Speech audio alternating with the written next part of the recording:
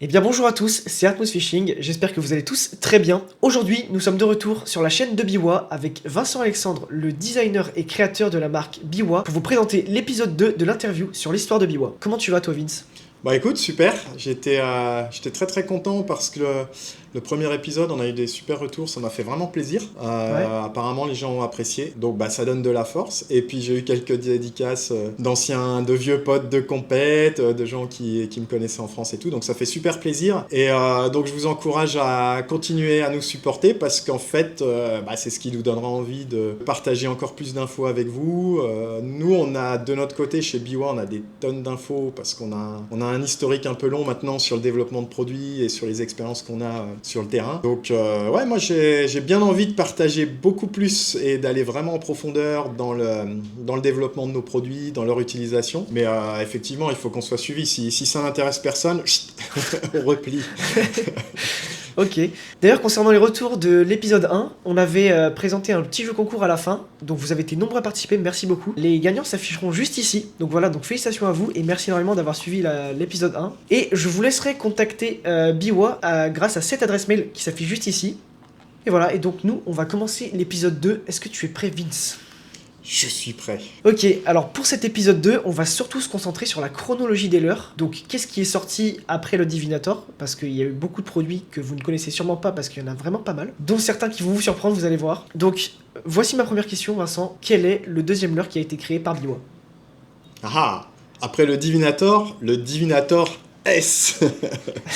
Donc voilà. Ça, c'est le deuxième produit qu'on a sorti. Qu'est-ce qu'il a de particulier? Parce que vous allez me dire, bah, c'est un shad, ah, mais ça ressemble à machin, ça ressemble à truc. Bah non, à l'époque, ça ressemblait à rien du tout, parce que c'était vraiment assez innovant. Vous voyez ce tout petit pédoncule sur un shad. Alors, je sais pas si ma caméra, ouais, elle a du mal à focus. Donc, vous voyez ce tout petit pédoncule sur un shad, à l'époque, ça se faisait pas. Et si vous regardez l'arrière du leurre, c'est vraiment ultra fin. Et je vais vous expliquer pourquoi on a créé ce Divinator S. Alors Divinator, évidemment, parce qu'on reprenait la forme du Divinator, et avec un tout petit paddle à l'arrière, et vraiment une queue très particulière. Donc si tu veux, l'idée c'est quoi? C'est qu'on avait un Divinator qui envoie énormément de flash, qui est vraiment un leurre, si tu veux, qui est quand même... tu le vois passer, quoi. Ouais. On s'est dit, nous, pour la compète, c'est bien gentil d'avoir un Divinator qui envoie des flashs et que tu vois passer et machin, mais si les poissons sont calés, que ça bouge plus, qu'il se passe plus rien, qu'on veut pêcher le sang, de la perche ou quoi, on est mal. Ouais, il faut faire un truc plus discret, quoi. Voilà, il nous fallait absolument compléter ça. Et en fait, c'est intéressant parce que ça me permet d'enchaîner sur nous, la vision des produits qu'on a chez Biwa, et pourquoi on développait tel ou tel produit. En réalité, la plupart des produits qu'on a développés jusqu'à présent, c'était vraiment des besoins de compète ou des besoins d'utilisation quotidienne. Évidemment, on n'a pas attendu d'avoir un Divinator S pour pêcher au shad. Donc avant, on utilisait des shads, mais on était souvent dans l'insatisfaction ou dans la volonté d'aller plus loin dans les produits qu'on utilisait. Et nous, ce qui nous bloquait, ce qui nous freinait un peu sur les shads qu'on utilisait à l'époque, c'était des gros paddles. Donc des grosses paddle tail comme ça, qui faisaient quand même énormément d'agitation dans l'eau, beaucoup de vibrations. Bon, ça fonctionnait, hein. Mais parfois, quand tout le monde pêchait avec ça, pour sortir du lot, il fallait prendre autre chose. Et donc nous, l'idée, c'était vraiment de prendre les poissons à contre-pied sur des actions, des animations et des choses qui étaient beaucoup plus naturelles. Et en fait, ce qui se cache derrière ce design et derrière ce paddle, c'est une idée que j'ai toujours eue en tête et que je garde toujours parce que je pense que ça fait vraiment la diff. C'est que souvent, j'entendais des gens qui mettaient les produits en avant en disant « Ouais, ce leurre déplace beaucoup d'eau » ou « Ce leurre fait beaucoup de turbulences et tout ». Et en fait, moi, ce que je voulais, c'était que le leurre ne déplace pas d'eau, mais que l'eau déplace le paddle. Et en fait, c'est exactement ce qui se passe là-dessus. C'est-à-dire que ce paddle-là, quand il se met en action, quand tu pêches sur une petite tête plombée, c'est pas le leurre qui déplace de l'eau, en fait, c'est l'eau qui va faire en sorte que le paddle va se déplacer. Donc, à la moindre vitesse, même à l'arrêt, t'as toujours quelque chose qui bouge et qui est vivant dans l'eau. Ce qui n'est pas forcément le cas avec des gros paddles ou des gros leurres un peu solides. Ok. Donc celui-là, très sincèrement, je vais être honnête avec vous, on ne pensait pas que ce serait une telle efficacité sur la plupart des carnassiers, que ce soit sur le centre, sur le brochet, enfin sur... Moi, je l'ai utilisé toute ma vie. Je pense que c'est le shad avec lequel j'ai fait le plus de poissons. C'est un leurre qui fonctionne extrêmement bien sur le bass. et qui est finalement très peu connu parce que ceux qui le connaissent, c'est les anciens de l'époque de la compète qui l'utilisaient. On l'avait sorti en 6 inch, ça a cartonné sur le brochet. Je sais qu'il y a beaucoup de mecs qui l'ont utilisé à l'étranger, qui ont gagné des compètes, qui l'ont jamais dit parce que c'était un peu leur arme secrète. Et donc ce Divinatores, franchement, je pense qu'il est difficile à battre quand vraiment t'es sur des poissons qui sont difficiles à prendre. Ok, et attends, préciser, c'est quand l'année où tu l'as créé? Parce que du coup, le Divinator, on avait 2008. Bah du coup, lui, il a dû sortir en, je pense, 2010 ou quelque chose comme ça, dans ces années-là. Ah ouais, quand même, 2 ans après. Ouais, voilà, ça devait être 2-3 ans après. J'ai plus toutes les dates en tête, mais ouais, ça devait être ça. Et le truc aussi qu'il faut savoir, c'est que la première taille, c'était du 6 inch. Donc vraiment, en 6 inch sur le brochet, on avait la fameuse couleur ivory, donc qui est une couleur qui ressemble un peu à de l'ivoire avec des petites paillettes argentées. C'était un coloris, mais qui faisait une différence incroyable. Et mine de rien, que j'ai testé dans plein de conditions différentes, en eau claire, en eau sombre, en rivière, sur n'importe quelle espèce de leurre, c'est un leurre qui fonctionne partout. C'est juste hallucinant. Ok. Et ce qui est marrant, c'est que plus tard, mais 4, 5, 6 ans plus tard, il y a des marques japonaises qui ont développé des leurres qui ressemblaient, mais vraiment de très près à ce leurre-là. Et donc j'étais assez flatté parce que je me suis dit finalement on était là avant tout le monde. Et ouais, c'est original, mais ça vaut vraiment le coup, ça mérite d'être connu. Donc ça, c'est un leurre de compète à avoir dans sa boîte s'il y a des compétiteurs qui nous suivent. Ok, et du coup, niveau poisson, t'as pris de tout avec ça? Brochet, perche Sans mentir, j'ai dû prendre quasiment, oui, tous les poissons d'eau douce possibles en France, ça c'est sûr, enfin tous les carnats d'eau douce, mais même des fois en compète, on prenait des fous rires, on prenait des brèmes avec, j'ai dû prendre des barbeaux, enfin...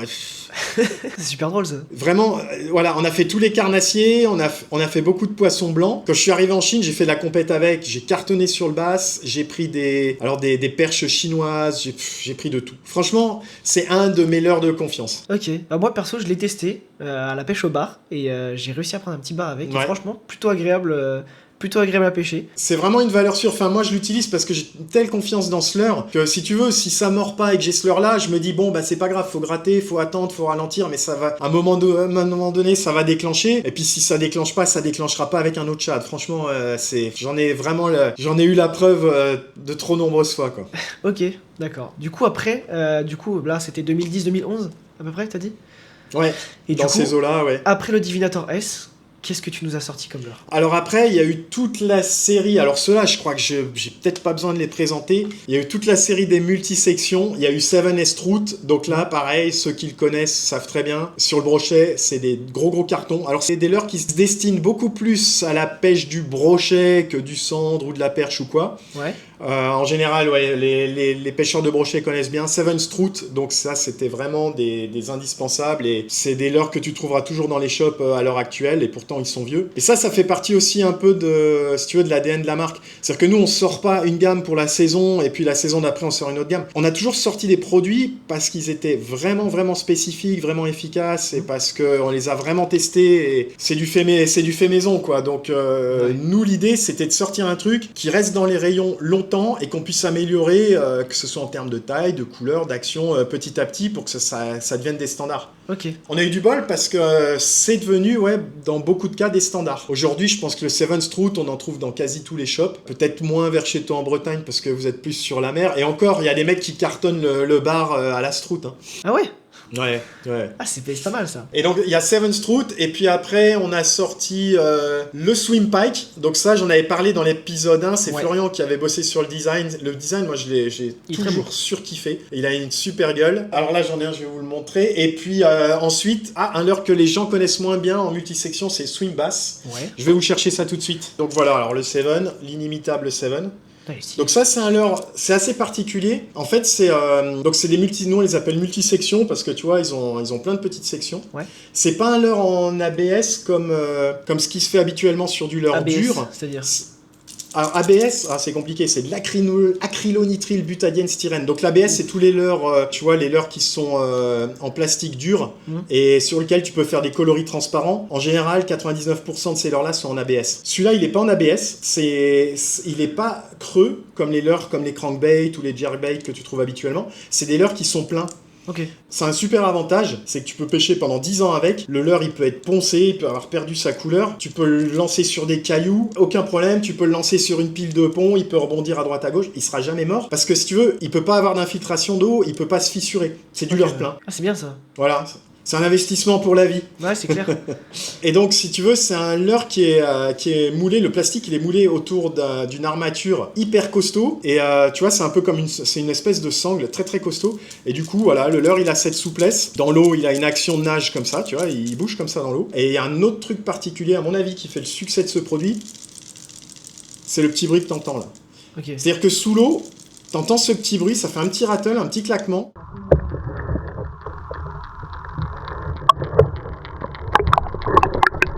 Et je pense que pour avoir vu souvent des vues sous-marines de bancs de poissons et tout, t'entends un petit bruit, tu sais, comme du sable qui bouge, ça fait un petit un petit grésillement comme ça. Et je pense que ça doit ressembler un petit peu, où on doit être pas loin de... Ouais, c'est le bruit de tous les segments qui se touchent entre eux. Ouais, tu sais, c'est marrant, les poissons, quand ils nagent en banc, tu vois les bancs de sardines, les bancs de gardons ou quoi, et ben t'as l'impression que c'est le monde du silence, mais juste pas du tout. Enfin, moi j'ai vu 2-3 vues sous-marines qui m'ont vraiment estomaqué. C'est que t'entends comme un frottement de sable, et je pense que c'est quand les poissons ils bougent, ça doit être les écailles qui frottent entre eux, ou je sais pas, il doit y avoir un truc. Et ces bancs de poissons dans l'eau, ça fait un espèce de bruit. Moi, ça me fait penser à du sable, tu vois, du sable qui coule dans un sablier ou un truc comme ça. Ok. Je pense que ça doit pas mal exciter les poissons.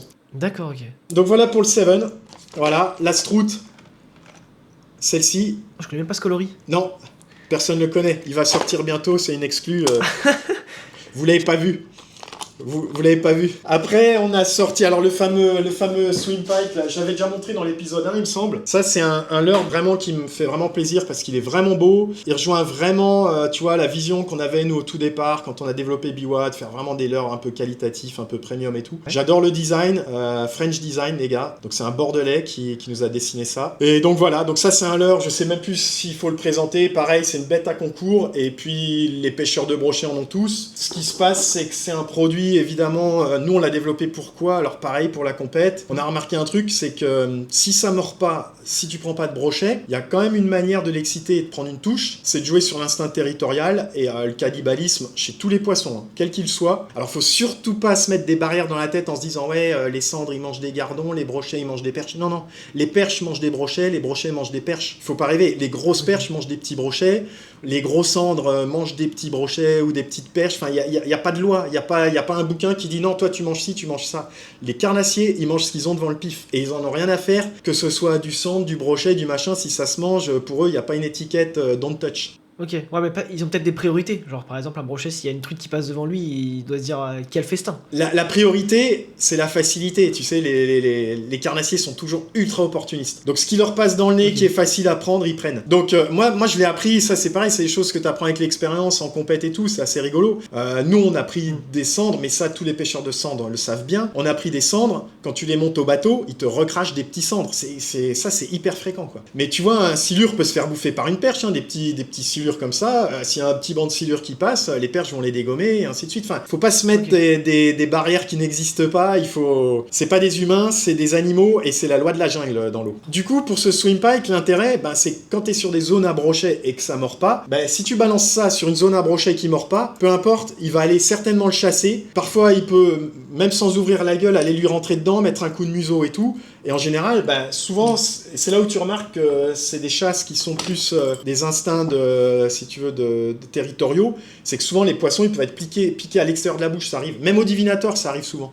Donc, c'est des poissons qui sont pas forcément en train de s'alimenter, mais qui ont toujours cet instinct de chasse et de territorialité. Donc, le swim pike, c'est vraiment le leurre qui joue là-dessus par excellence. D'accord, ok. Par contre, tu nous as pas présenté la Strout. T'as pas un modèle que... Mais si, je t'ai montré la Strout. Je t'ai montré tout à l'heure. Oui, mais parce que c'est un modèle qu'on peut pas montrer à la vidéo. Mais si, on peut montrer, regarde. La petite exclue, vous voulez des exclus, en voici, en voilà. Celui-là, il est marrant parce qu'en fait, c'est une exclue pour un shop. Donc, du coup, quand le shop annoncera l'exclu, vous pourrez aller l'acheter chez lui. Il devrait être livré bientôt. Ok, parfait, magnifique. Après les multisections, du coup... non, pas après les multisections, parce qu'après, il y en a eu un petit dernier. Le petit dernier, c'est alors ça, c'est justement un des multisections qui est peut-être le moins connu et qui a sa petite originalité aussi. Donc, c'est le swim bass. En fait, c'est un petit bass. Lui, qu'est-ce qu'il a de particulier? En fait, c'est le seul multisection qu'on ait développé avec une bavette. D'accord. Voilà, tu vois, il a une grosse bavette. Ok. Et, Et il sert à quoi la bavette? et ben en fait, l'intérêt, c'est que tous les autres multisections, ils étaient sans bavette, donc ils avaient une nage super fluide, super sympa. Mais là, ce qu'on avait envie de créer, c'était quelque chose qui soit un peu comme un wakebait, tu vois, qui soit vraiment plus turbulent dans l'eau. Et donc, avec cette grosse bavette, tu vois, quand tu le tires, tu le ramènes, ça, tu vois, ça pousse sur l'eau. Du coup, bah, pareil, il a la même action, mais comme on a mis une bavette, on a pu le régler en slow sink. Donc, du coup, quand tu pêches des shallows ou des endroits dans 20, 30, 50 cm d'eau, bah, il vaut mieux peut-être utiliser celui-là qu'un Seven, parce que le Seven, il va avoir tendance à couler un peu plus vite. Lui, il va pouvoir pêcher au-dessus des herbiers et tout, tu peux le ramener à 2 à l'heure, il est vraiment très peu plongeant, donc du coup il est parfait pour des shallows. J'imagine que plus tu moulines vite, plus ça coule avec la bavette là. Alors plus tu moulines vite, ouais, plus ça va couler, mais il coule pas très, si tu veux, il coule pas très profond, parce que si tu regardes, l'inclinaison de la bavette est pas très importante, tu vois, elle fait vraiment opposition sur l'eau, si on avait incliné la bavette vraiment, tu vois, dans le sens là, il aurait plongé beaucoup plus. Ouais, ça rentre. Mais là c'est pas tellement pour plonger qu'on a mis cette bavette, c'était vraiment pour, tu vois, pour faire une grosse turbulence sur l'eau, et pour vraiment D'accord. déclencher les brochets, tu vois, des fois, je sais pas pourquoi, il y a des jours, ils aiment vraiment avoir de la turbulence sur l'eau. C'est pas toujours le cas, mais quand c'est le cas, ben, ce swim bass, il est top, quoi. Il est vraiment top. Ah, celui-là il me paraît intéressant, ouais. J'aimerais bien le tester celui-là. Ouais, même conception, même bruit, enfin, c'est tout pareil. Le seul truc, c'est que c'est slow sync et grosse bavette. Donc c'est un produit qui est vraiment intéressant. Ouais. Du coup, slow sync, ce qui veut dire qu'il plonge très doucement. Voilà, il descend tout doucement. Quand tu bouges pas, il va plonger. Ouais, il descend vraiment à 2, enfin vraiment tout doucement. T'as vraiment le temps de le voir descendre. Ok. Ça, c'est bien ça. Parce que quand tu moulines et que tu fais une pause, il bouge quasiment pas quoi. Donc là, ça peut choquer. Exactement. Donc tu peux pêcher à vue, c'est assez intéressant. Du coup, après cette gamme de multisections, dans quoi t'es parti? Dans quoi tu t'es orienté? C'est quoi la suite? Alors tu vois, comme je te le disais tout à l'heure, nous, ce qu'on faisait, la vision du marché qu'on avait des produits, c'était pas de faire tel ou tel produit parce qu'on nous les demandait ou parce que ceci, cela. Nous, c'était vraiment des besoins qu'on avait en compète ou qu'on avait dans notre pêche au quotidien. Donc là, du coup, un truc indispensable, que ce soit en compète, en pêche quotidien, c'était d'avoir une gamme souple, un peu solide. Et puis, à cette époque-là, si tu veux, on commençait à développer aussi le marché américain. Donc, le marché américain a besoin absolument de leur soupe parce que, tu sais, c'est un gros marché basse. Et le basse, c'est un marché qui consomme beaucoup de leur soupe. Donc du coup, là, si tu veux, le projet, il était ultra intéressant. À l'époque, il y avait Florian qui était encore là, avec moi à Shenzhen. Et du coup, on a bossé ensemble sur le design, sur la technicité produit, sur la matière. Et on s'est dit, là, il faut faire une gamme avec une matière au top, avec des designs au top. Il nous faut des shads, il nous faut des écrevisses, il nous faut des worms et tout. Donc là, on a fait un vrai boulot de malade. Et je pense qu'on a sorti une gamme de dingue, encore une fois.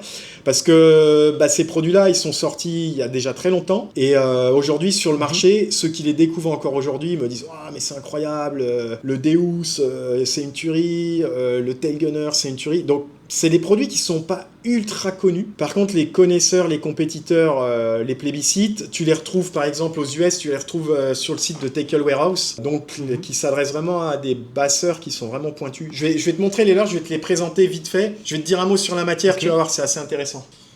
Donc du coup là je t'ai cherché... Ah oui, tu nous ramènes... Ouais, je t'ai cherché toute la cavalerie, alors ça commence à être un peu le bordel sur mon bureau.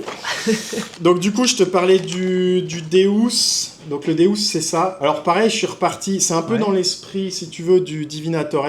Le paddle il est ultra fin et tu vois il bouge même quand tu tires pas trop sur l'heure, il bouge quand tu ramènes le moins vite possible. Alors en fait on a fait un truc là, il y avait un petit challenge, on s'était dit à l'époque quand on a développé ce produit là, on s'est dit qu'est-ce qu'il nous faudrait en compète pour que ce soit le top du top et qu'on puisse vraiment avoir les meilleurs résultats possibles. Et en fait l'idée c'était que on s'était mis un petit challenge en tête, on s'est dit voilà, il faut que le leurre on puisse avoir une action du paddle et de la queue à la vitesse la plus faible possible. Donc c'était vraiment ça le challenge. On s'est dit ok, allez, on va le ramener, mais genre tu vois, à 2 à l'heure machin. Et en fait, c'est comme ça qu'on en est venu. On a fait ce petit paddle là, le plus fin possible. Et puis avec une forme assez originale, c'est-à-dire qu'il a une forme de goutte d'eau mais inversée. Alors encore une fois, nous on voulait avoir un shad qui ressemblait pas aux autres et puis surtout qui soit supérieur aux autres. Et donc c'est vraiment le shad qui te permet de pêcher avec la vitesse la plus lente possible tout en ayant une action de tail. Donc ça, c'est vraiment intéressant. Je te parlais des matières. Ça, c'est un truc... Moi, je kiffe les matières et je pense que c'est la base quand tu parles de leur souple.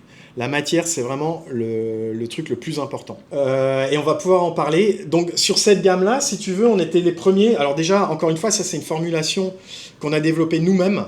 Donc ce plastique, tu le trouveras nulle part ailleurs. Et c'est une formulation qu'on a fait nous-mêmes pour qu'elle soit la plus résistante possible, la plus souple possible. Tu vas voir que dedans, il y a des trucs que personne peut imaginer dans les leurres souples, même des gens qui sont assez spécialisés ou qui connaissent très très bien la pêche. Il y a vraiment des petits secrets de fabrication et des trucs que personne vous a jamais raconté. Première chose, je pense qu'on était un des premiers fabricants à faire une matière sans phtalates. Alors les phtalates, ce sont en fait des produits qui sont assez toxiques, qui sont pas bons pour la santé, alors qui sont pas bons pour la santé humaine ni pour la santé des poissons. Donc du coup, on a été un des précurseurs, je pense à l'époque quand on a sorti ce produit-là, il était sans phtalates, donc sans produits toxiques dans le plastique. Bah, et depuis, j'ai vu beaucoup de marques, ça y est, qui commencent à suivre et qui commencent à faire aussi des leurres sans phtalates. Ce qui est bien, c'est mieux pour l'environnement. Et puis surtout, c'est moins toxique. Je vois souvent des gens, tu vois, qui pêchent avec leurs gamins, les gamins qui ont les leurres, machin, qui le mettent dans la bouche et tout. Franchement, si c'est pas écrit no phtalates, faites gaffe les mecs, c'est quand même un petit peu pas super bon pour la santé. Après, faut pas être un alarmiste, parce que les tests qui sont faits sur les phtalates, c'est fait, tu vois, sur une souris à qui tu fais boire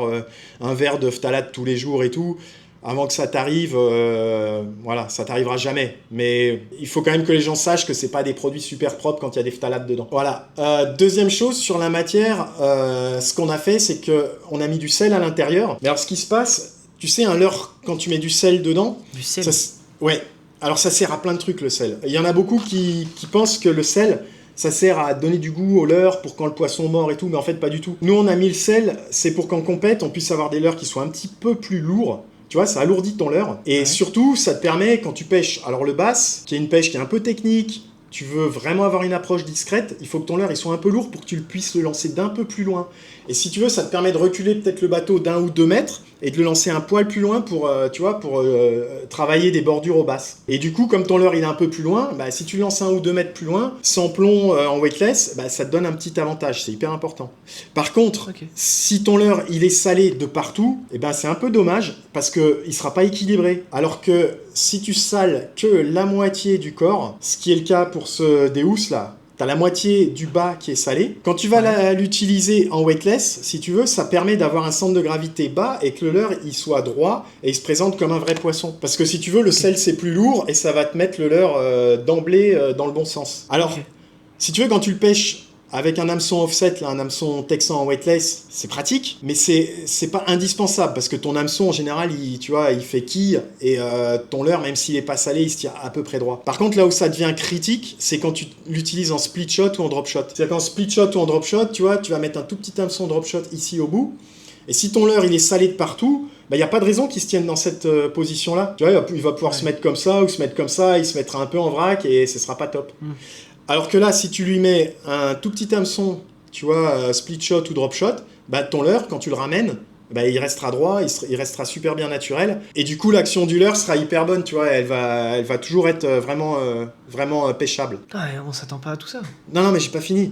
Parce que le sel, c'est une calamité. Tu sais, le sel, ça attire l'eau. Donc en fait, si tu as des leurres qui sont salés et que tu les mets dans tes boîtes, ça va se remplir d'eau et puis ton leurre il va être plein de flotte et où ça va rouiller sur ton hameçon, enfin ça va être une catastrophe. Donc quand tu mets du sel dans le leurre, t'as pas fini le boulot. Ensuite, nous ce qu'on fait, on va les faire tremper dans un attractant qui est une huile naturelle, c'est-à-dire qu'on a utilisé des extraits naturels de crustacés. Donc ça, pour le coup, ça donne du goût au leurre. Et du coup, quand le poisson prend en bouche, lui, instantanément, même si c'est infinitésimal, il va sentir qu'il y a, tu vois, un goût de crustacé parce que c'est vraiment des extraits naturels qu'on met dedans. Il y a même des petits morceaux de carapace et tout.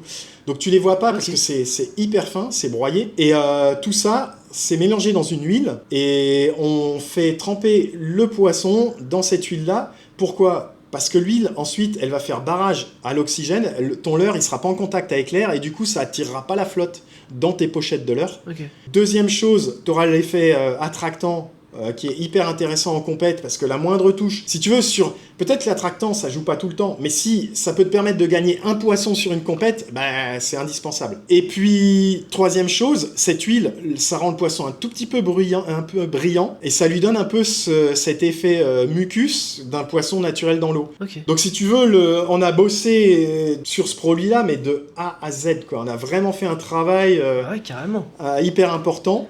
On voit pas toute la technicité comme ça derrière. Ben non, les gens voient pas, ils savent pas, ils imaginent pas, mais en fait voilà, quand tu prends un leurre souple, tu dis ouais bon, c'est un leurre souple et tout.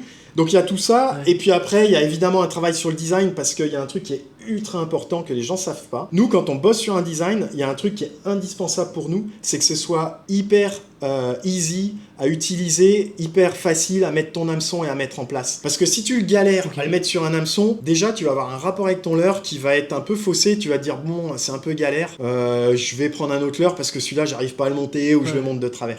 Donc si tu veux sur le design, tu vois, souvent il y en a qui se demandent pourquoi il y a des traits, des machins. Mais ça te permet de suivre. Tu veux la symétrie de ton leurre, quand tu rentres ton hameçon, c'est hyper easy de suivre ce trait-là pour bien le mettre droit, pour que ton hameçon il parte pas de travers. Sur le ventre, pareil, tu vois, si tu veux, il y a cette fente qui permet, quand tu pêches en texan, avec ton hameçon texan, d'être bien droit, d'avoir un leurre moins épais pour mieux ferrer sur le texan, et ainsi de suite. Donc, si tu veux, le travail, il est fait de fond en comble sur le design, sur la matière, sur tout ce que tu vois sur ce leurre. Il y a un gros boulot, quoi. Tout a été pensé. Ils sont pas UV, ces leurres-là ? La plupart. En fait, dans notre gamme, alors on l'a mis sur le catalogue général. Quand tu vas sur Internet, tu cherches le catalogue général Biwa. Il y a pas mal de couleurs qui sont UV et on le spécifie maintenant. Et effectivement, la plupart des coloris qu'on fait sont UV. Et je peux te montrer d'ailleurs les derniers coloris, tu vois, qu'on a fait en Deus.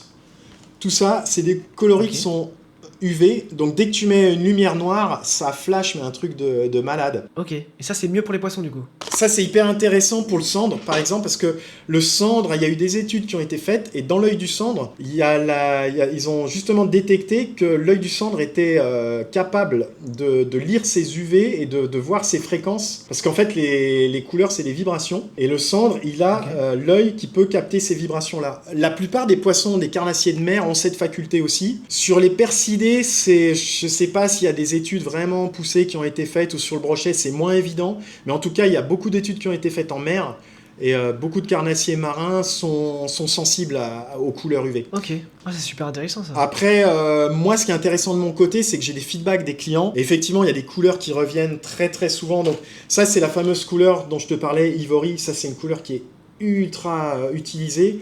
Et bizarrement, j'ai toujours des super bons feedbacks de mes clients. Tu vois, je le sais, il y a 4-5 couleurs qui sortent du lot toujours. Ça, c'est une nouvelle couleur qu'on a faite, qui est beaucoup utilisée sur le cendre, tu vois, dans les pays de l'Est, sur la perche et tout. Les gars m'ont fait un super feedback en me disant que le produit est très très régulier. Après, tu sais, il y a d'autres couleurs qui sont susceptibles d'être régulières dans la pêche. Tu vois, il y a le blanc, c'est des couleurs qui sont assez régulières, qui sont assez intéressantes sur les cendres, sur les percidés ou en mer. Et voilà, moi j'ai des bons feedbacks aussi sur des couleurs UV vraiment intéressants. D'accord, ok. Là, si tu devais nous donner une couleur par poisson, par exemple, genre une couleur pour le brochet, une couleur pour le cendre. Alors le brochet, sans hésiter, la fameuse couleur Ivory là dont je te parlais tout à l'heure là, c'est une espèce de blanc cassé un peu, tu vois, avec des petites paillettes silver. Ça, franchement, ça passe vraiment vraiment partout. Le cendre, bah il y a un truc qui marche bien. Nous, on a de l'Arkansas Shiner, donc c'est un dos un peu brun. Ça marche très très souvent très bien sur le cendre. Cette nouvelle couleur là fonctionne super bien aussi sur le cendre. Lime treuse, tu vois, des lime treuses, des chartreuses, des coloris un peu flashy sur le cendre, ça marche toujours très bien. Ok. Et pour le bar, une petite couleur qui est sympa. Pour le bar, franchement, je t'en donnerai pas, et parce que je vais être honnête avec toi, c'est un poisson que je connais trop mal et que je pêche pas assez. Donc ça, je laisserai les gens qui connaissent répondre en commentaire, mais je pourrais pas t'en dire plus sur le bar. Ok. Bon bah, on va laisser les gens qui s'y connaissent en bar nous dire ça dans les commentaires. Voilà, laissons les experts parler de leur expertise. Ok. Et du coup, après ce Deus. Après ce Deus, tu vois, donc là, si tu veux, t'as vraiment un chat de finesse, donc qui est indispensable. Tu le trouves dans toutes les tailles, et mais nous, encore une fois, compétiteurs, un chat de finesse, ça suffit pas. Il faut un chat qui déclenche un peu. Il faut quelque chose que tu puisses vraiment skipper, qui soit un peu plus lourd. Hop. Et à ce moment-là, on a sorti le Tail Gunner. Donc, si tu veux, c'est un autre shad avec un esprit un peu, tu vois, une section un peu qui se referme et un gros paddle. Donc, ça, c'est des leurres qui peuvent être très, très pratiques quand il s'agit, tu vois, de faire plus de turbulence que sur des petits finesses. Quand les poissons sont vraiment actifs. Quand il faut skipper parce que c'est plus lourd, c'est plus épais. Je vais te montrer ce shad. Il est vraiment intéressant. Il ressemble un peu à un one-up, ce Shad là. Ouais, ça ressemble à un one-up, mais alors je vais te montrer la différence qu'il a par rapport à un one-up. Alors déjà, je t'ai parlé de la matière, tu vois, c'est une matière qui est super résistante. Ouais, c'est pareil pour cette matière là du coup. Ouais, c'est exactement la même matière. On a pris la même base. La seule différence, c'est qu'on n'a pas mis de sel dessus. Et pourquoi on n'a pas mis de sel? Parce que ce leurre là, il est déjà suffisamment épais et qu'on voulait que ce soit vraiment un leurre que tu puisses utiliser sans sel, qui puisse faire office de trailer sur un spinner, qui puisse être pêché en texan. Et du coup, il a un profil qui est très particulier. Donc quand tu connais pas, tu pourrais te dire ça ressemble à un one-up. Mais en fait, quand tu connais, tu vas voir la grosse diff. Ce leurre, regarde, il est très plat en réalité. Il est très plat, mais il est très large. Le one-up, c'est carrément l'inverse. C'est qu'il est plutôt haut, si tu veux, et il est pas très large. Donc ça, l'intérêt, c'est que, si tu veux, tu as une densité, il est beaucoup plus lourd. La matière, beaucoup plus résistante. Le paddle aussi, c'est un paddle qui est tout rond, tu vois. Donc lui, il fait, tu vois, il est vachement rond. Donc il fait une grosse turbulence dans l'eau. Lui, pour le coup, il flappe beaucoup, tu vois. Là, on est vraiment sur des gros standards un peu qui envoient un peu du jus. Et ce qui est intéressant, c'est que le fait que le corps soit beaucoup plus plat, tu vois, contrairement au one-up que tu m'as cité tout à l'heure. En fait, ça facilite vraiment le ferrage. Ça permet que ton hameçon, tu vois, ton hameçon texan sorte beaucoup plus facilement. Donc tu vois, là, il est super flat. Donc ça te permet de beaucoup mieux le skipper. Et c'est un leurre vraiment utilisation basse au top, utilisation en trailer, tu vois, sur un spinner, sur un jig, tu vois, en trailer c'est vraiment bien. Et puis au brochet, en texan, sur tête plombée. Enfin, ça c'est vraiment, nous on l'a sorti, pareil, on avait besoin d'un produit, mais en même temps on avait besoin de quelque chose qui puisse tout faire, qu'on puisse l'utiliser. Hyper polyvalent quoi. Voilà, hyper polyvalent. Donc on a fait le leurre, à mon avis, un des leurres les plus polyvalents possibles. Et moi, je l'utilise pour tout. Et du coup, on l'a fait dans toutes les tailles. Tu le trouves, tu vois, 2,5, 3,5, 4,5, 5,5, 6,5. Donc, t'as toutes les tailles possibles, tu peux en faire tout ce que tu veux. Donc voilà, Tail Gunner, je sais pas, ça c'est pareil, tu vois, nous on est hyper connus pour le Divinator, il y a beaucoup de nos clients qui utilisent Divinator qui connaissent pas le Tail Gunner, mais c'est vraiment un leurre à mettre dans les boîtes aussi, parce que avec un Shad, tu peux tout faire. Du coup, après ce Tail Gunner, qu'est-ce que tu nous as sorti encore? Alors si tu veux, là on est parti, tu vois, sur une gamme de leurres souples, donc gamme de leurres souples, je t'ai parlé des US, il nous fallait des écrevisses, il nous fallait des worms, ça c'est indispensable, et une créature. Ok. Parce que là, on cible basse, on cible les persilés, tous ces poissons-là. Donc, du coup, on a étoffé la gamme avec ce qu'on appelle chez nous la Ultra Hog. Okay. Donc, si tu veux, la Hog, c'est un vrai standard sur le bass. T'en trouves de toutes les tailles, toutes les formes aux États-Unis. C'est vraiment un exercice de style parce que je pense que c'est indispensable à avoir dans toutes les boîtes. Mais l'idée, c'est de pas copier ou de pas refaire ce qui existe déjà, parce que c'est pas intéressant. Si ça existe déjà, il n'y a aucun intérêt de refaire la même chose. Ouais. Donc du coup, là, pareil, on a fait une petite interprétation de ce leurre-là. Tu vois, sur ces petits flaps, là, il y a 2 flaps sur le côté. On les a fait assez épais, pareil, pour ajouter du poids, pour que ça se lance un peu plus loin. Parce que, pareil, on voulait du leurre de concours. C'est salé aussi, parce que ça, il faut que ce soit lourd et que ça se lance loin. On a mis le même attractant, on a utilisé la même matière première qu'on avait sur notre base matière première, voilà, sur le Deus. Et alors là, ça, c'est un produit, je vais être franc avec toi aussi, si j'en ai pas dans les boîtes, je suis incapable de pêcher le bass. Je peux pêcher le bass et en prendre 365 jours dans l'année avec ce leurre-là, sur n'importe quelle condition, n'importe quel plan d'eau. C'est vraiment, tous ceux qui connaissent ce produit-là te le diront, c'est vraiment une tuerie. Mais c'est à double tranchant, parce que je vais t'avouer un truc, moi, à chaque fois que je pêche avec ça, au bout d'un moment, j'en ai marre, j'ai envie de le ranger, parce que si tu veux pêcher tout le temps avec la même chose, les mêmes produits, dans les mêmes techniques, au bout d'un moment, c'est juste fatigant. À un moment donné, je me suis dit, bon, on arrête, on va passer à autre chose. Donc, je l'utilise plus très souvent et j'utilise d'autres choses. Mais le gars qui veut aller au bass, il prend ça, tu le montes sur une petite tête plombée, 3-4 grammes, tu le mets en petit texan, 3-4 grammes. C'est... Moi, j'ai l'impression que même pour le bar... je sais pas. Encore une fois, le bar, je connais pas assez ce poisson. Mais sur le bass, c'est vraiment à avoir dans les boîtes, quoi. En ce moment, moi, j'essaye de pêcher du bar à vue. Ouais. Tu sais, il faut mettre des petits appâts comme ça, un peu naturels devant leur gueule. Et je sais qu'à l'écrevisse, apparemment, ça marche bien. Donc en vrai, un truc comme ça, devant, je sais pas, peut-être ça pourrait donner. Je sais pas. À vous de nous dire dans les commentaires si vous pêchez bien le bar.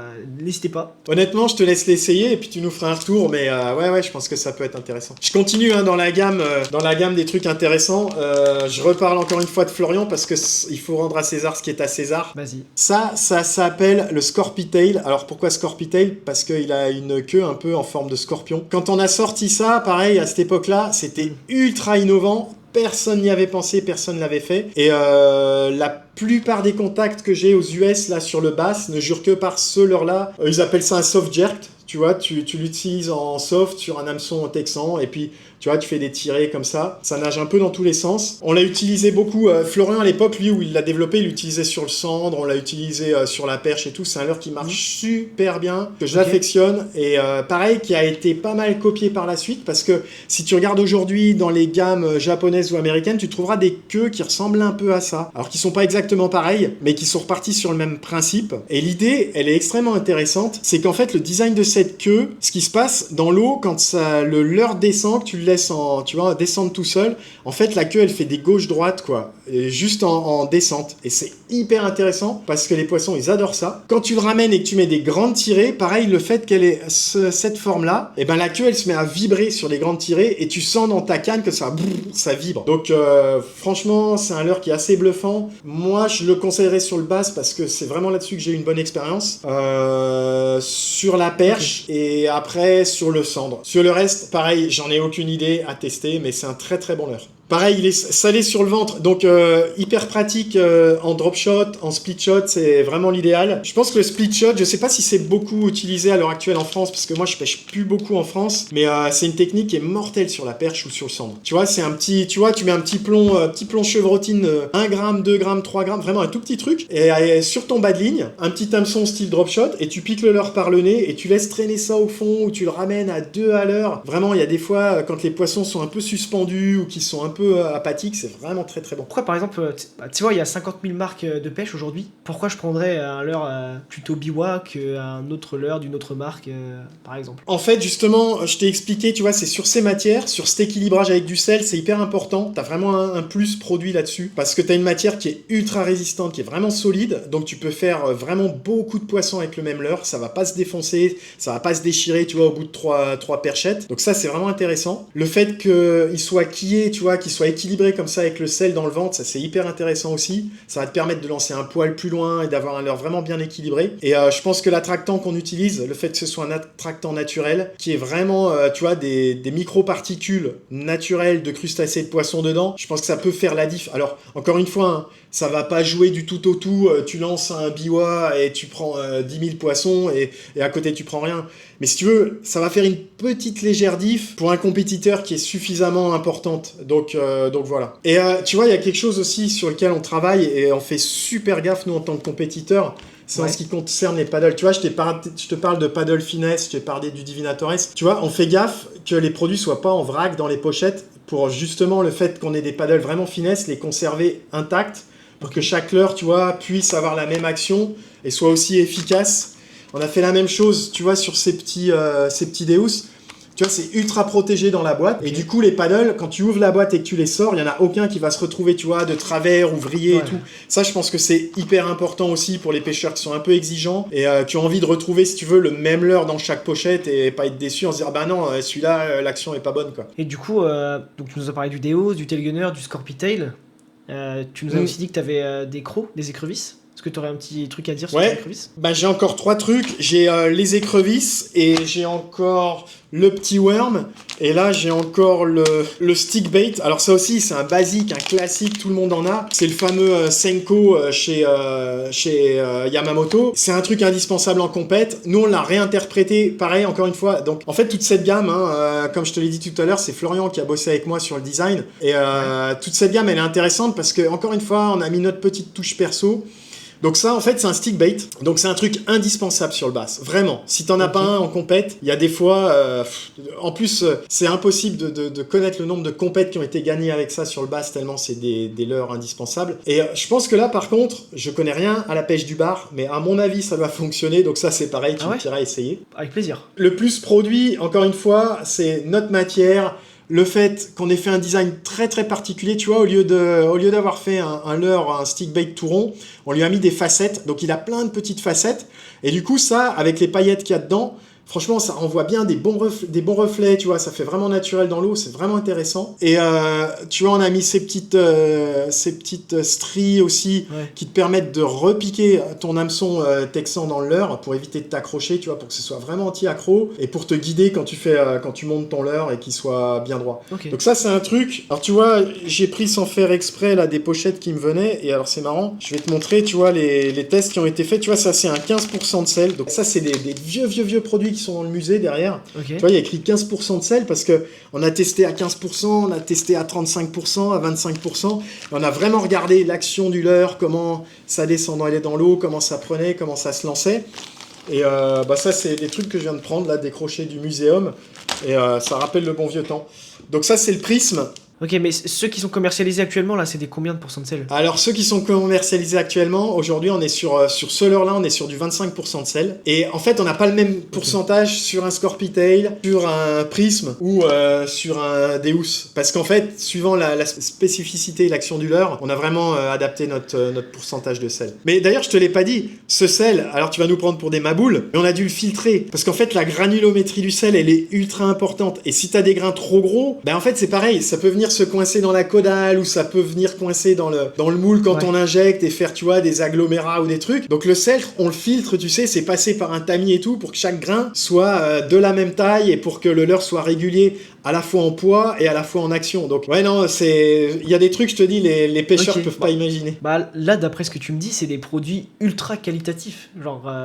Là, vous avez été ultra perfectionniste sur le développement, quoi. Ouais, c'est ultra perfectionniste. Et c'est pour ça qu'il me tient à cœur d'en parler et de l'expliquer.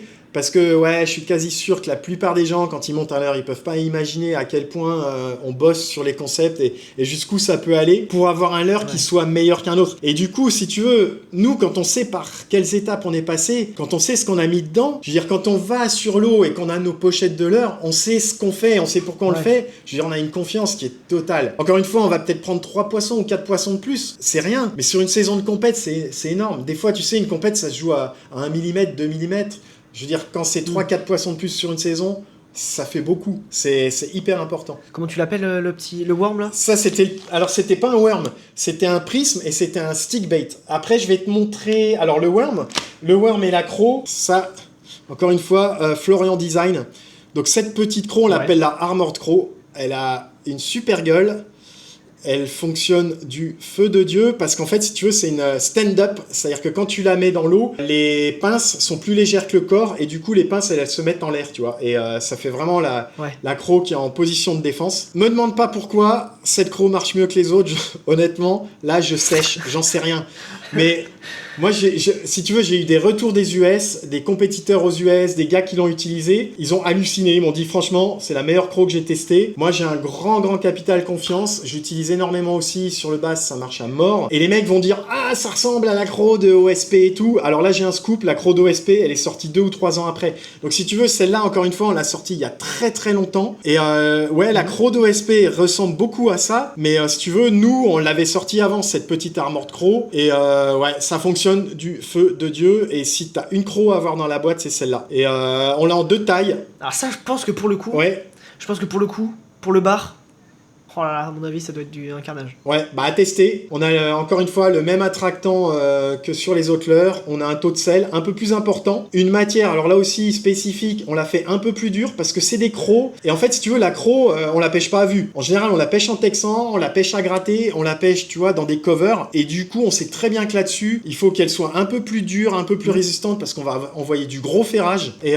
donc, pareil, on a une matière qui est assez spécifique, qui est vraiment intéressante. Et un produit que j'adore à pêcher. Ouais, franchement, quand t'aimes bien, tu vois, pitcher sur les bordures et pêcher en texan un peu lourd et envoyer du ferrage, c'est ce qu'il te faut. Donc, Armored Croc, pas très connu en France, qui mérite à être connu. Mais ça, il m'en faut. Il m'en faut parce que l'écrevisse, ça marche du feu de Dieu et en plus, si c'est une bonne écrevisse. Mais par contre, le fait qu'elle reste droite là dans l'eau, je pense que ça fait une super différence. Hein. Ouais, ça joue. Parce que ça, avec les pinces qui doivent rester comme ça à se balancer dans le courant. Ça joue à mort. Ça doit être fou ça. Hein. Ça joue à mort. Après, ça ressemble à une croc, mais ce n'est pas une croc. Si tu veux, c'est un peu une créature aussi. C'est assez indispensable pour le bass. Si tu veux, t'as pas les grosses pinces qui se mettent en l'air comme sur la Armored Croc. Par contre, ce qui se passe, c'est que ces pinces, tu vois, ça ressemble un peu à des grubs.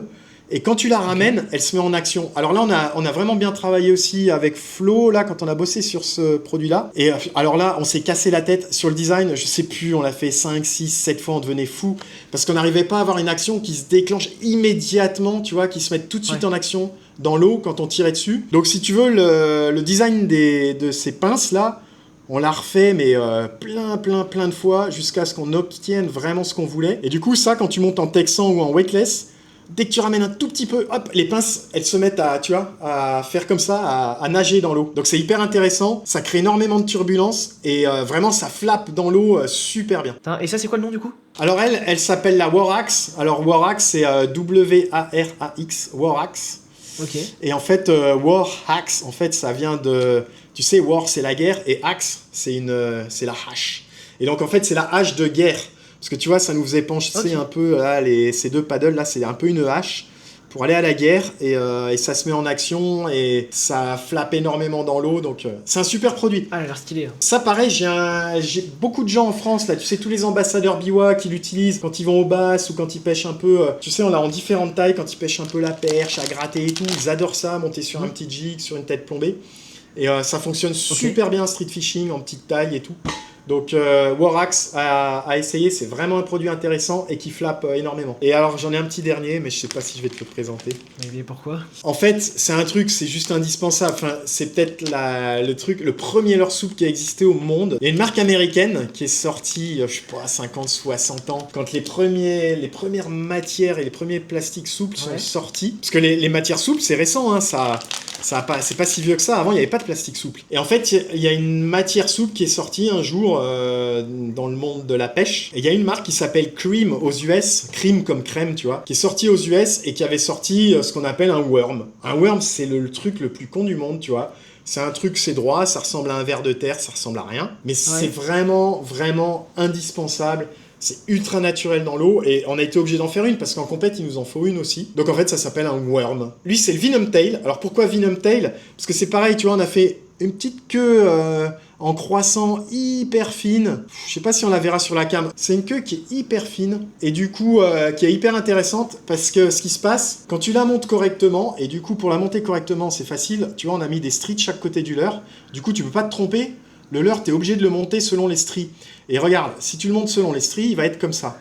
Et s'il est comme ça, ta queue, elle va faire opposition à l'eau. Et ton leurre, il va vraiment, vraiment bien travailler dans l'eau. Il sera toujours monté comme il faut. Okay. Et ça, franchement, pareil, secret de compétiteur. Moi, je l'utilisais beaucoup pour le bass, notamment sur des compètes en Chine avec des poissons qui sont ultra pressurisés. Je le montais sur des petites giguettes de 1, 2, 3 grammes. Ça descend tout doucement, ça vient se poser au fond, ça reste debout comme ça. Tu bouges plus. Et t'attends, et il va se passer un truc, c'est que s'il y a du bass, bah à un moment donné, tu vas prendre une touche. C'est obligatoire. Enfin, c'est super rare de pas prendre une touche. Okay. Et moi, c'était un de mes secrets de compète. Vraiment sur des pêches, je peux te dire, où les basses ont tout vu, ont été pris 1000 fois. Enfin, nous, nos spots de compète en Chine, ils sont vraiment sans pitié, quoi. Okay. Donc, quand tu arrives à faire du bass en compète avec un leurre, je peux te dire que ton leurre, il est vraiment exceptionnel. Donc celui-là, si tu as une compète basse à faire un jour dans ta vie, mon petit Hartmouth, il faut que tu l'essayes. Ok. Et puis, deuxième secret de compétiteur, c'est que si vraiment t'arrives pas à faire du bass avec ça monté sur tête plombée, passe en waki, tu jettes. Et si t'arrives pas à faire du bass en waki avec ça, tu m'appelles et tu m'insultes. C'est quoi du waki? Alors waki, tout simple, tu prends ton fil là, ton fluoro, tu vois, ton baline fluoro, tu mets un hameçon style drop shot, un petit hameçon tout simple, tout bête, l'hameçon le plus con du monde. Ça ressemble un peu à un hameçon carpe si tu veux. Tu plantes ton leurre en plein milieu là, ici là. Tu cherches tu cherches le centre de ton leurre, tu le tiens comme ça. Tu le plantes au milieu et c'est tout. Donc si tu veux pas de plomb, rien, voilà. Tu jettes. Ok. T'as vu un bass ou tu sais qu'il y a du bass, t'es sur un bon poste. Tu jettes et tu fais rien. Tu jettes et t'attends. Tu vas voir, au bout d'un moment, tu vas prendre un bass. Si t'as pas pris une touche au bout de, je sais pas, 30 secondes dans la descente, tu ramènes un tout petit peu. Mais un tout petit peu. Et ton leurre, si tu veux, quand tu vas le ramener, il va revenir comme ça, tu vois, avec ce petit aller-retour là qu'il fait. Ça les rend dingues, les basses. Ils sont fous. Quand ils voient ça, ils sont fous. Okay. Donc tu ramènes un tout petit peu, je sais pas, de 30 cm et tu relâches et t'attends. Si ça mord pas, tu refais. Si t'es patient, tu vas gagner. Parce qu'au bout d'un moment, le bass, il va craquer. Donc ça, c'est vraiment Ok. secret de compète, mais tout le monde le sait, hein, en compète, tous les mecs qui pêchent le bass le savent. Et si toi, tu le sais pas, fais-le, tu vas halluciner. Ah bah c'est à tester, hein. Putain, ça me donne envie en tout cas, c'est... Tu m'en diras des nouvelles. Venom Tail Wacky, on en reparlera. Ok, ça marche. Je te ferai une vidéo à l'occasion pour te montrer. Vas-y, avec plaisir. Alors attends, Vince, je vais te couper parce que là, ça fait presque... Bah là, ça fait 1h09 qu'on est en train d'enregistrer, donc je sais pas combien de temps ça donnera en interview, mais on essaye de faire entre 45 et 55 minutes grand maximum. Je suis désolé, j'étais un peu bavard. Ah non, bah non, pas désolé. Je suis désolé, j'étais un peu trop bavard, je me suis emballé. Désolé. Ah non, mais c'est pas ça, c'est que du coup, pour finir sur l'histoire de Taylor, parce que bah il y en a encore plein sur l'histoire de Taylor Biwa, je pense qu'on va être obligé de faire un épisode 2, enfin une partie 2 de l'épisode 2 du coup, où tu continues la chronologie de Taylor et tu continues à nous expliquer un petit peu Pas de problème. la conception, etc. Donc je pense que pour cet épisode, on va Pas de s'arrêter par là. On pourra pas faire les questions viewers non plus, parce que encore une fois, on est parti un peu trop loin là. Du coup, moi ce que je te propose, Vince, c'est qu'on fera un épisode spécial pour juste les questions des gens qui ont regardé, des viewers, des abonnés. Donc n'hésitez pas à poser vos questions encore une fois. Vince n'a aucun tabou, il répond à toutes les questions, il l'a dit dans l'épisode 1. Donc c'est toujours d'actualité. C'est vrai, je me suis engagé. Voilà, donc n'hésitez pas à poser vos questions, on fera un épisode spécial où on répondra vraiment à toutes les questions. Moi j'ai déjà noté pas mal de questions là qu'on voulait poser là mais qu'on n'aura pas le temps. Et du coup, Vince, est-ce que tu veux faire un petit concours pour cet épisode 2 comme dans l'épisode 1? Ouais, bah oui, clairement. Donc là, je vous ai mis l'eau à la bouche, là. On a l'impression que j'ai fait un peu le marchand de tapis, là, avec mes leurs souples. Et donc, pour vous prouver que je vous raconte pas des histoires, j'ai envie de vous faire gagner... Alors, avec quoi vous allez cartonner? Je vous ai parlé de la fameuse Ultra Hog. Donc, celle-ci, là, allez, on va faire gagner 10 pochettes de leur souple. Comme ça, il y aura 10 gagnants. Et ce qu'on va faire, on fera gagner 5 pochettes de Ultra Hog à tester, ça, sur la perche et tout. Vous m'en direz des nouvelles. Et on fera gagner, 5 pochettes de Deus à tester. Pareil, cendre, perche, dans des petites tailles. Donc 5 pochettes de Deus, 5 pochettes de Ultra Hog, ça fera 10 gagnants. Et puis comme ça, les mecs, ils pourront nous faire un retour en commentaire en nous disant « Ah oui, effectivement, ça marche » ou « Bah non, ça marche pas, j'ai le droit de t'insulter ». Il va falloir répondre à une question du coup pour gagner ces produits. Alors Vince, je te propose de nous proposer une question par rapport à la vidéo. Allez, la question, je vous ai présenté 3 shads. 3 shads souples. Donc il faut me donner le nom des 3 shads souples que je vous ai présentés. Il y en avait 3 différents. Il y en a un qui était plutôt un soft minnow qu'un shad. Mais bon, il y avait 3 formes de poissons. Donc si vous me donnez les 3 noms de ces 3 shads, ou de ce soft minnow et des 2 shads, et ben, vous avez trouvé la bonne réponse. Donc il y aura 5 gagnants pour des Deus, donc le petit shad. Et il y aura 5 gagnants pour la Ultra Hog, donc l'espèce de petite créature que Vince nous a dit qui était plutôt efficace sur plusieurs espèces de poissons. Donc il va falloir répondre à la question suivante. Quels étaient les 3 leurres souples en forme de poisson ou en forme de shad que j'ai présenté? Donc voilà, donc cet épisode 2 est terminé. J'espère qu'il vous a plu. J'espère que Vince, ça t'a plu de pouvoir nous parler de tes produits comme ça. Ouais, c'est super intéressant parce que si tu veux, c'est des produits sur lesquels j'ai bossé vraiment, j'ai passé vraiment du temps. Je me suis aperçu que sur le marché français particulièrement, il y a plein de produits Biwa qui n'étaient pas connus et qui méritent à être connus. Donc ça me fait vraiment plaisir d'expliquer par quelles étapes on est passé et comment on les a développés. Et j'ai vraiment envie de les faire connaître à un maximum de gens. Donc plus il y aura de commentaires, plus il y aura de gens qui sont intéressés, plus on fera de contenu et plus ils en apprendront et c'est gagnant-gagnant. On sera tous gagnants, eux, nous, et moi ça me fait plaisir de partager toutes ces infos et toute cette expérience. Et moi ça m'a fait plaisir aussi d'avoir cette grande discussion avec toi, d'avoir partagé ce petit moment en interview. J'espère les gars que ça vous a plu. Si c'est le cas, n'hésitez pas à vous abonner à la chaîne de Biwa, à lâcher un like et à aller voir, à aller acheter les produits si les produits vous intéressent, ou tout simplement à aller voir les pages Facebook, TikTok et Insta de Biwa. En tout cas sur ce, nous on va vous laisser. C'était Artmouth et Vince. Ciao. Ciao les gars.